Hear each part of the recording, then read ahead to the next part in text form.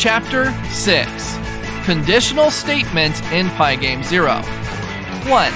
How to check condition using if statement. How can I make certain decisions based on a condition in Python?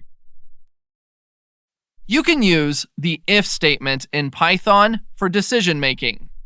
The if statement can take an expression and checks if the expression evaluates to true, then the block of code in if statement will be executed. If the expression evaluates to false, then the block of code is skipped. At first, you need to store the image that will be displayed when the alien is clicked in the images folder.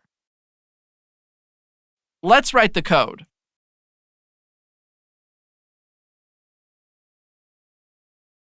What is the on_mouse_down function?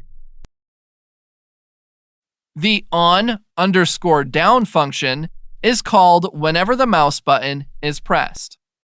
What is the collide point method? The collide point method can determine if the mouse hit the alien. POS means the position of the coordinates at which the mouse was clicked.